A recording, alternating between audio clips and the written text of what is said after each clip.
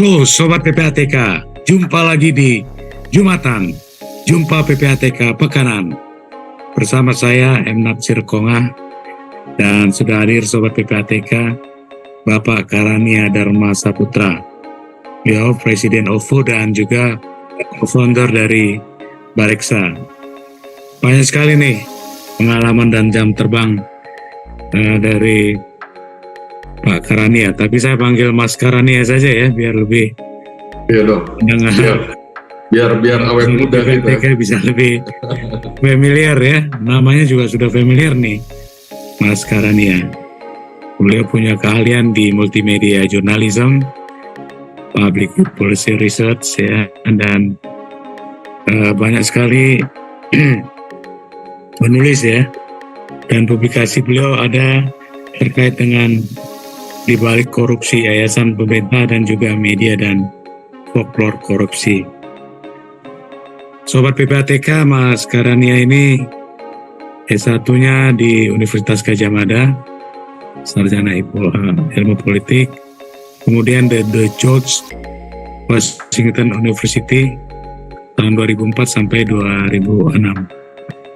Selain pernah di Voice of America, juga pernah di Tempo ya, di Freedom Institute Research ya. Mas Karania juga pernah di FIFA, pernah juga menjadi Presiden Director dari Gonia.com. Ini di travel agent ya, media online ini ya Mas Karania ya. Pernah juga di Kompas TV, Digital Director Kompas TV. Ada pernah juga di Liputan 6, kapan lagi, dan di Jakarta Post, serta beliau ini adalah Sekjen dari Asosiasi Fintech Indonesia. Oke Mas Karania, nih kita masuk ke hari-hari pemilu ya dalam waktu dekat ini, dan di Tenggarai akan banyak menggunakan e-money sebagai sarana money politik. Meskipun angkanya kita belum tahu persis seberapa besar. Tentu OVO ya, sebagai penyelenggara e-money terbesar sudah membuat ya kiat-kiat agar terhindar jangan sampai e-money dari OVO ini digunakan sebagai money politik seperti itu, Mas Karania. Nah ini gimana langkah-langkah yang sudah dilakukan oleh OVO? Ya, terima kasih. Ini saya juga izin panggil Bang Natsir ini. Kalau di Sobat PPATK selalu manggil Bang View, Mas Karania. Oh, Bang View, oke. Bang View ya. Saya biasanya panggilnya Bang Natsir karena Bang View ini dulu senior saya di media. Ini Bang View salah satu panutan kalau dulu saya di media, dan beliau bersama Pak Kepala yang sekarang yang juga kebetulan saya kenal dengan sangat baik, merupakan founding fathers dari PPATK gitu ya. Nah, pertama-tama sebelum menjawab pertanyaan dari Bang View, saya ingin mengapresiasi dan memberikan semangat kepada Bang View dan teman-teman, Bapak Ibu sekalian di PPATK. Saya kira kita semua masyarakat Indonesia senang sekali dan mendukung sekali dengan berbagai langkah yang dilakukan oleh PPATK, karena saya kira saya mengikuti dari awal pembentukan PPATK sejak zaman Pak, waktu itu saya masih di media gitu ya, dan saya melihat bagaimana PPATK tumbuh menjadi sebuah pilar penting dalam upaya kita memberantas korupsi dan menegakkan Indonesia yang semakin bersih kan gitu ya Bang View. Iya benar. Saya kira ya apa yang kita lihat heboh-heboh belakangan ya buat saya bagian dari itulah, dan saya kira patut didukung, dan saya kira perlu terus kita support gitu dengan segala upaya gitu ya. Jadi jangan mundur, Bang View, maju terus ya kan. Terima kasih dukungannya Mas Karania. Ya, saya kira ini sangat penting gitu ya. Sekali lagi ini penting buat masa depan kita semua gitu. Nah, tadi menjawab Bang View saya kira betul, dan karena itu juga kami menyampaikan bahwa terima kasih kemarin OVO bersama PPATK sudah mengadakan joint workshop ya Bang View ya. Belum lama, ini baru sekitar belum sampai sebulan yang lalu gitu. Fokusnya adalah khusus membahas soal bagaimana OVO sebagai salah satu perusahaan uang elektronik bisa berkontribusi gitu pada upaya pencegahan tindak pidana pencucian uang, dalam hal ini yang terkait dengan potensi penyalahgunaannya pada waktu pemilu mendatang gitu ya. Dan sampai Pak Kepala juga, Pak Ivan masih sakit-sakit, suaranya serak-serak basah gitu, menyempatkan hadir memberikan kata sambutan gitu. Jadi saya kira itu salah satu wujud nyata gitu dari persiapan OVO, Bang View, untuk menjawab concern yang tadi Bang View sampaikan gitu ya. Kemudian yang kedua, memang kalau kita lihat data, ini uang elektronik kan memang bertumbuh dengan luar biasa pesat ya Bang View ya. Jadi kalau kita lihat data 5-6 tahun belakangan, itu CAGR-nya atau pertumbuhan tahunannya itu kan rata-rata sekitar 130% lebih gitu. Nah, kalau total nilai transaksi uang elektronik nih menurut tim saya nih, tahun lalu itu dalam 1 tahun itu sudah mencapai hampir 400 triliun gitu, Bang View.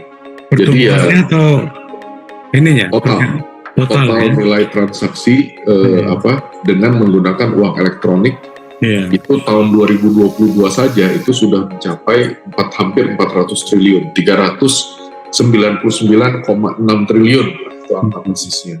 Jadi besar sekali, dan sebagaimana kita maklumi, sebagaimana halnya misalnya transaksi yang menggunakan moda pembayaran konvensional yang juga sudah sangat besar, tentu seiring bahwa karena ini skalanya semakin besar, nilainya semakin signifikan. Nah, tentu juga potensi penyalahgunaannya juga menjadi semakin tinggi kan gitu ya Bang View. Dan karena itu menurut saya di perusahaan seperti OVO, departemen yang berkaitan dengan security, fraud, anti fraud gitu ya, dan termasuk di OVO itu kami bangga sekali bahwa saya kira bahkan sudah sejak 4 tahun yang lalu gitu, OVO sudah memiliki departemen khusus, unit khusus yang menggawangi anti pencucian uang, anti tindak pidana pencucian uang, dan pendanaan terorisme gitu, Pak Nasir. Jadi itu salah satu des khusus ya yang menangani. Iya betul. Jadi tidak dirangkap-rangkap oleh yang lain, tapi ini sudah memiliki sebuah unit khusus yang menangani AML dan CFT gitu ya, atau tindak pidana pencucian uang dan pendanaan terorisme.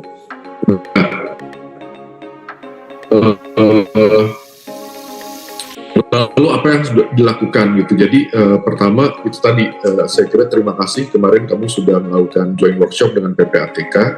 Kami banyak mendapatkan insight gitu, dan karena itu kami sekarang sedang merumuskan gitu ya berbagai formula gitu, Bang View, yang mungkin tidak bisa di-share di sini gitu ya, berdasarkan masukan-masukan dari Bang View dan tim di PPATK, bahwa karena kan pasti hal seperti ini bergerak dari kita mendeteksi pola-pola transaksi tertentu gitu yang dinilai tidak wajar gitu ya, berdasarkan masukan-masukan dan insight dari PPATK gitu.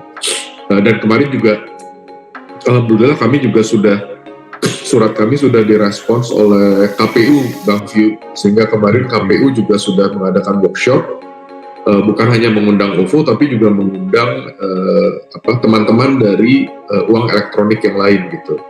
Nah, berdasarkan masukan-masukan ini kami sudah merumuskan berbagai macam formula gitu ya, yang insya Allah sudah mulai bisa mendeteksi gitu sekiranya nanti cycle pemilu ini dimulai gitu, sehingga kita sudah bisa memiliki sebuah alert sistem yang insya Allah bisa mendeteksi, oh ini kelihatannya jangan-jangan mengindikasikan adanya dugaan penyalahgunaan ataupun menjurus ke tindak pidana pencucian uang yang terkait dengan pemilu gitu, Pak Natsir, yang bertentangan dengan undang-undang. Itu yang sudah dilakukan. Kemudian yang kedua, kami juga terus berkoordinasi dengan pihak-pihak terkait gitu ya, antara lain yaitu tadi PPATK, kemarin juga KPU gitu, dan kami berharap seiring dengan semakin dekatnya tahun cycle pemilu ini, mungkin pertemuan-pertemuan ini bisa segera ditindaklanjuti gitu, sehingga kami juga ingin mengkonsultasikan lebih lanjut, Bang View, berbagai formula, berbagai strategi yang sedang kami siapkan gitu, sehingga nanti pada waktu cycle pemilu ini akan dimulai gitu ya, karena juga tentu tidak bisa upaya pencegahan ini kan harus dimulai sebelum hari pemilu gitu kan, karena biasanya perputaran kemarin juga kami belajar dari pakar politik dari CSIS bahwa diberitahu bahwa ada beberapa bulan sebelumnya itu biasanya potensi penyalahgunaan yang menjurus kepada money politics itu sudah berlangsung gitu. Nah itu karena itu kami sudah melakukan persiapan sejak sekarang, sehingga pada waktunya nanti itu diharapkan ini sistem kami, tim kami gitu sudah cukup ready gitu untuk mengantisipasi, dan lalu kami kan melaporkan kepada PPATK gitu. Mungkin begitu Bang Vio. Mas Karania, mungkin garis besarnya bisa disampaikan ke Sobat PPATK ya, yang teridentifikasi ya, digunakan e-money sebagai money politik itu apa saja? Mungkin ya tidak spesifik, tapi gambaran umum lah kira-kira. Ya kan biasanya gitu ya Bang Vio ya, kita melihat ada pola-pola yang seperti halnya fraud lah gitu kan. Misalnya kita mengenal adanya one to many gitu kan, bahwa kok ada seseorang gitu tiba-tiba melakukan transfer dalam jumlah banyak gitu, ya kan, secara simultan gitu kan Bang Vio ya, kepada nomor-nomor tertentu gitu kan. Dan kemudian dari situ juga ada sebaliknya, bahwa jadi misalnya ada one to many gitu ya, kita lihat polanya berulang, simultan gitu, dan selalu katakanlah misalnya terjadi misalnya di malam hari, kurang lebih gitulah Bang. Jadi ada pola-pola tertentu yang memang kami nilai tidak wajar, mencurigakan gitu. Biasanya juga nilainya mungkin mirip-mirip gitu ya Bang ya. Nah lalu kemudian orang-orang ini dalam waktu tidak lama secara serentak lalu juga melakukan transfer out gitu ke rekening bank tertentu gitu Bang Vio. Nah ini yang saya kira ini sebagai gambaran yang sangat umum, tentu jauh lebih kompleks dari yang saya tadi gambarkan, tapi kurang lebih pola-pola seperti itu gitu yang kami usahakan untuk bisa melakukan deteksi dini. Nah sehingga berdasarkan deteksi dini ini lalu kemudian kan sebagaimana diamanatkan oleh undang-undang pencegahan tindak pidana pencucian uang, kami wajib melaporkan kepada PPATK begitu. Kurang lebih begitu Bang Vio. Jangan terlalu detail nanti takutnya tahuan nanti formulanya jadi tidak valid lagi gitu ya Bang Vio. Makanya saya minta gambaran umum aja nih Mas Karania. Betul Bang Vio. Ya. Nah, kalau untuk e-money kan diatur terbatas ya. Kalau nggak salah, betul. 2 juta ya? Kalau yang ini, Bang Vio, kalau yang sudah di KYC itu kan outstandingnya 7 juta, total transaksinya 40 juta. Oke, iya. Jadi nilai uang yang outstanding itu yang masih tersisa gitu, yang ada di rekening OVO itu tidak boleh lebih dari 20 juta. 20 gitu juta. Kan? Nah, total transaksi dalam sebulan itu maksimal hanya bisa 40 juta. Gitu. Iya, jadi dengan ketentuan yang ada untuk dilakukan money politik ya sangat dimungkinkan gitu ya. Nah, Betul, sejauh ini betul. penerapan prinsip pengenal nasabah yang dilakukan oleh OVO itu sudah sejauh mana tuh Mas Karania? Ya, nah ini saya kira pertanyaan yang sangat penting ini dari Bang View, karena sebetulnya yang tadi kita diskusikan ya, Bang View, ya, kita obrolin, itu sebetulnya hulunya adalah di KYC, gitu kan. Iya. Kalau KYC-nya jebol, ya udah berantakan semua kan, Bang View. Ya kan, karena sekarang KYC ini menjadi sangat vital, karena kan sekarang yang namanya orang membuka rekening, jangankan di e-money ya, di bank aja kan udah tidak ketemu, tidak tatap muka gitu. Dari ujung ke ujung itu betul-betul dilakukan secara elektronik gitu ya.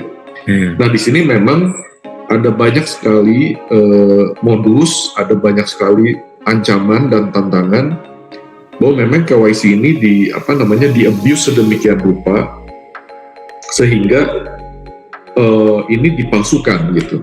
Kan KTP kita juga unfortunately kan bertebaran ya, Bang View ya, diperjualbelikan dan lain sebagainya. Jadi KYC yang tanpa tatap muka gitu, itu menjadi sangat kritikal kalau kita bicara dalam konteks pencegahan tindak pidana pencucian uang. Kenapa? Karena biasanya tentu kalau kita bicara tindak pidana pencucian uang, pasti rekening-rekening yang digunakan mayoritas adalah rekening-rekening bodong, kan gitu ya, Bang View ya. Atau misalnya seolah-olah rekeningnya Bang View, padahal di baliknya bukan Bang View gitu.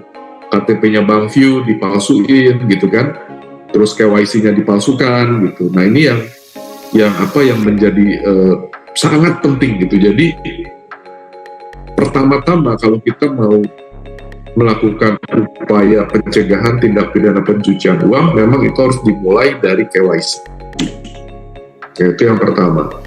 Kemudian yang kedua, saya kira ini juga kita harus memberikan apresiasi yang sangat tinggi kepada Dukcapil gitu ya. Karena sekarang dengan adanya Dukcapil, maka kita memiliki source of truth gitu, ya kan?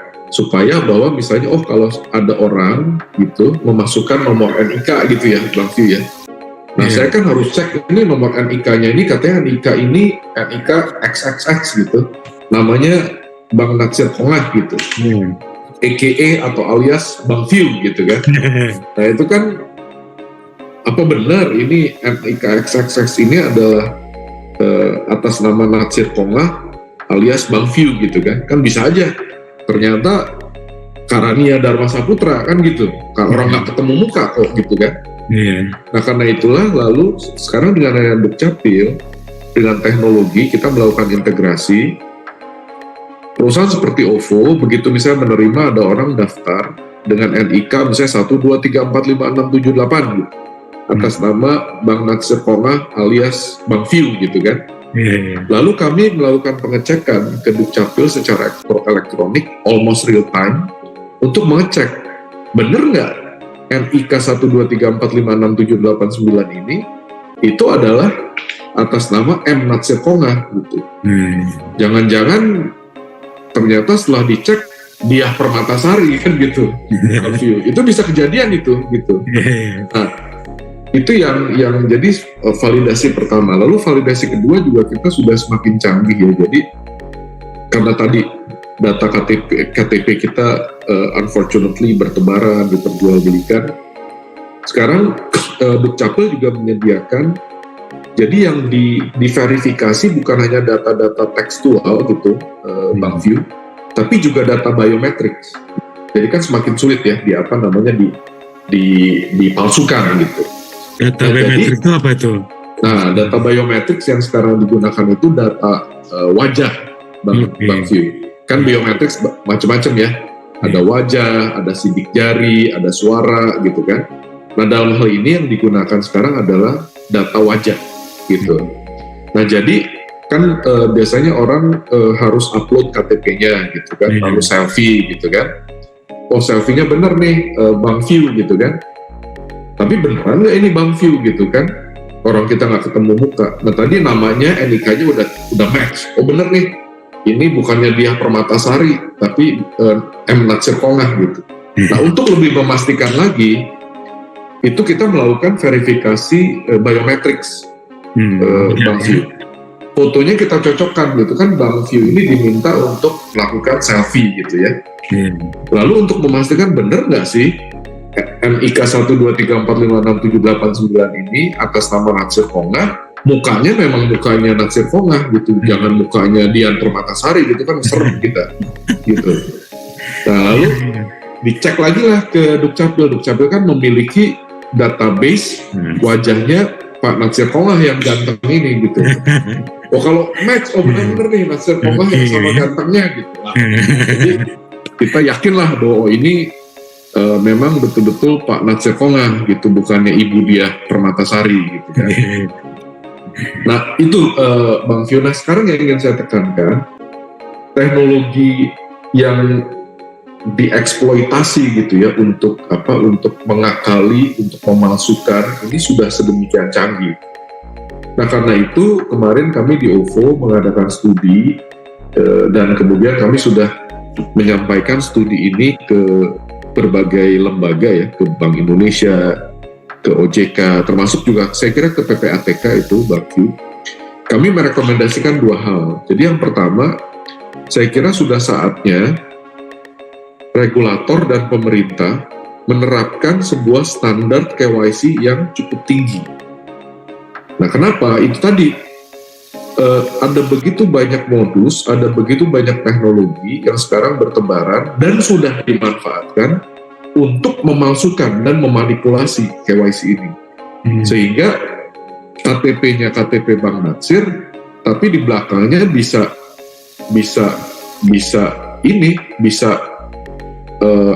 Bang Miun gitu. Itu betul terjadi tuh, Bang View. Jadi karena itu standar KYC ini harus distandarisasikan, karena teknologi macam-macam ya, Bang View ya. Metodologinya macam-macam, ini harus distandarisasikan supaya cukup robust dan secara nasional kita memiliki sebuah standar yang cukup baik. Karena kalau nggak gini, Bang View, kan ini sekarang digital ini saling terkoneksi gitu ya. Jangan-jangan misalnya nanti di OVO kenceng gitu KYC-nya, atau di teman yang lain kenceng, tapi ada beberapa pemain lain yang mungkin nggak terlalu robust gitu ya, nggak terlalu kokoh gitu, jebol di sana.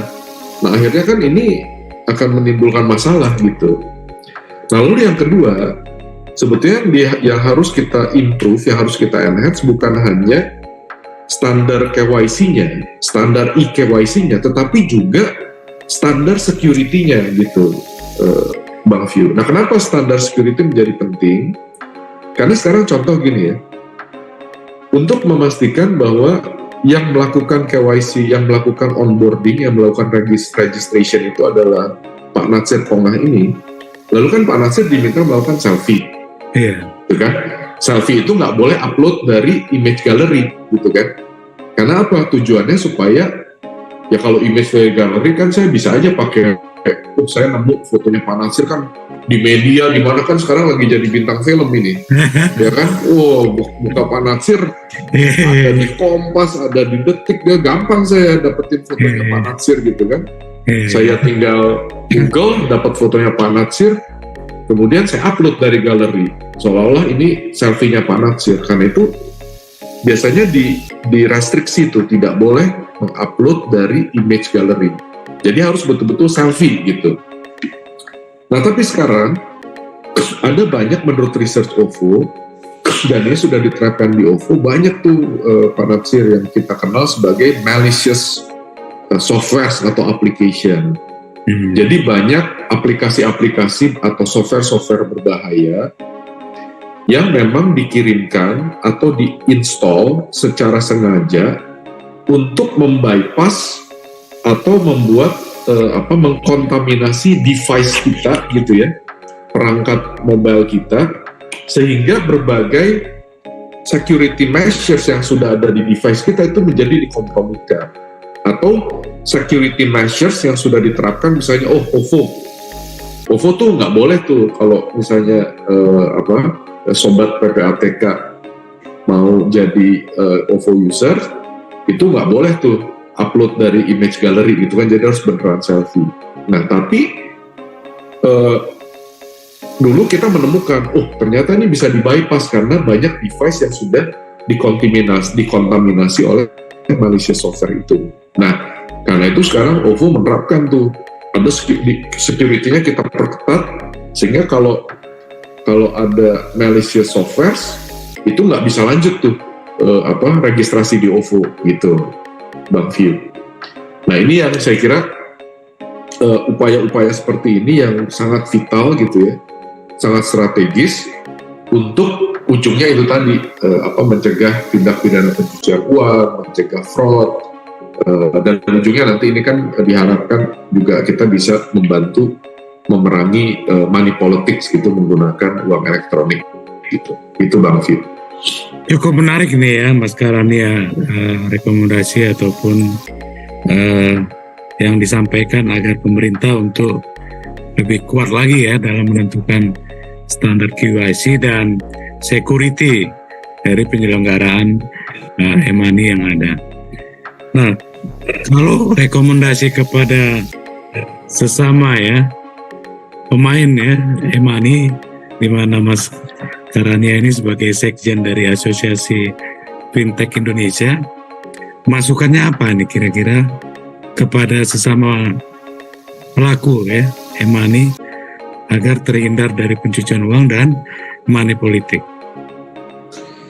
Ya saya kira ini memang bukan himbauan lah Bang View, karena ini memang sudah menjadi collective awareness gitu ya Bang View. Jadi teman-teman ini semua ya di asosiasi, ini kita semua sama-sama sudah sepakat, sudah sangat aware gitu bahwa ini seiring bahwa tadi ya e-money sudah sangat meluas gitu, bahkan sampai ke lapisan yang paling bawah gitu. Tadi transaksinya aja tahun lalu aja dalam 1 tahun triliun gitu kan. Nanti kita mau menghadapi, kita beli pisang goreng udah pakai e-money sekarang kan? Betul. Ini kita udah bentar lagi kayak China lah, beli pisang goreng atau beli gorengan di gerobak di pinggir jalan gitu, udah pakai scan, apalagi udah ada QRIS kan gitu. Nah jadi memang kesadaran bahwa ayo dong kita sama-sama nih, karena ini harus collective action nih Pak Bang View. Jadi seperti yang tadi saya bilang, kalau cuma dilakukan oleh OVO ya nggak ada artinya tuh, harus dilakukan oleh bareng-bareng gitu lah. Karena kan semakin banyak, kayak QRIS itu kan sebuah universal system gitu ya. Jadi kalau ada satu stakeholder yang security-nya kurang kokoh gitu, itu akan menimbulkan risk exposure ke stakeholder yang lain gitu, kepada pemain yang lain. Kemudian yang kedua, misalnya berkaitan dengan fraud, tindak pidana pencucian uang, money politics, itu juga ini memang membutuhkan collective action gitu Bang View, karena itu juga selain bahwa tentu tentu akan harus melibatkan aparat gitu seperti kepolisian, PPATK dan lain sebagainya, tetapi juga collective action di level industri itu juga bisa sangat efektif gitu Bang View. Gitu kan, karena biasanya kan terjadi saling transfer dan lain sebagainya gitu, sehingga ini juga salah satunya misalnya yang sedang dibahas serius, kita ingin tuh segera memiliki database, daftar hitam gitu Bang View, daftar hitam yang bisa kita share gitu ya, sehingga misalnya ini orang udah pernah ketangkep nipu di OVO gitu, nah OVO dengan senang hati akan share ke yang lain gitu, sehingga yang lain pun akan ngeblok, ini orang ini memang tukang tipu nih gitu ya, Nasir tukang di checklist gitu ya, tukang dia biasanya salah satu aktor cukup penting gitu dalam tindak pidana pencucian uang, sehingga itu akan efektif. Kenapa? Karena kalau enggak misalnya ini ditangkap di OVO, ntar dia pindah pakai yang lain gitu kan, gitu. Nah akhirnya industri sendiri yang rugi gitu. Nah karena itu collective action seperti itu yang sekarang sedang terus digodok gitu Bang View, karena ini juga tentu harus melibatkan Bank Indonesia gitu ya, Nah ini mudah-mudahan bisa segera gitu, bisa kita wujudkan gitu ya, karena ini saya kira sudah sangat mendesak, Bang Zee. Terakhir nih Mas Karania, Siap. apa yang harus dilakukan oleh Sobat PPATK agar e-money yang ada di dompetnya itu tidak disalahgunakan? Atau Ya, jadi betul. Ya, itu penting tuh Bang View ya. Jadi memang kalau kita lihat misalnya ada 3 stakeholders kunci lah gitu ya. Satu kan tentu regulator ya kan, dan aparat hukum seperti Bank Indonesia, OJK, PPATK, kepolisian dan lain sebagainya gitu ya. Terus yang kedua tentu dari penyedia layanan seperti misalnya OVO dan teman-teman yang lain, Link Aja dan lain sebagainya. Lalu yang ketiga, ini yang sebetulnya paling penting adalah pengguna kan gitu ya. Masyarakat sendiri. Nah, saya kira pengguna ini juga harus memiliki awareness gitu untuk melakukan langkah-langkah yang sangat mengedepankan faktor keamanan gitu. Contoh gitu ya. Jadi ya seperti yang biasa lah gitu. Yang namanya token, PIN dan lain sebagainya jangan sembarangan di-share gitu kan. Kemudian juga kalau kita menerima kan sekarang banyak tuh unfortunately gitu ya, banyak account-nya saya ini dong account kamu saya beli. Nah itu banyak terjadi tuh Bang View. Nah itu harus mulai ada kesadaran jangan mau gitu. Karena mungkin seolah-olah banyak ya, terutama mungkin di daerah-daerah pelosok gitu kan, diminta buka e-money, lalu kemudian ada orang datang, saya beli ya, account kamu senilai berapa gitu, kelihatannya nilainya besar, tapi kan kalau kemudian itu menjadi masalah, kan malah jadi buntung luar biasa. Gitu kan sudah ada banyak contoh ya, Bang View. Jadi ancaman pidananya juga tinggi kan itu? Betul. Kalau digunakan untuk perdagangan narkoba misalnya. Betul. Banyak yang akhirnya jadi ketipu, misalnya banyak tuh cerita-cerita seperti itu gitu. Jadi memang dia kan nggak tahu menau ya Bang View ya. Dia cuma ya lumayan lah, saya bisa dapat uang mungkin berapa 100.000. Kadang-kadang nilainya juga sangat tidak besar itu.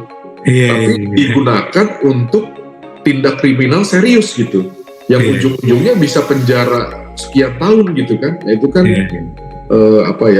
kasihan gitu. Nah ini yang saya kira sangat penting, kesadaran untuk security, kesadaran untuk ikut serta dalam mencegah fraud, mencegah tindak pidana pencucian uang di level users atau di level masyarakat gitu Bang View. Terima kasih Mas Karania. Sama-sama, terima kasih Bang View. Sungguh informatif ya, dan memberikan pencerahan buat Sobat PPATK untuk terhindar dari money politik dan juga terhindar dari penyalahgunaan e-money ya di tengah masyarakat. Dan Sobat PPATK, jumpa lagi kita di Jumatan. Jumpa PPATK Pekanan. Kalau bersih, kenapa harus bersih?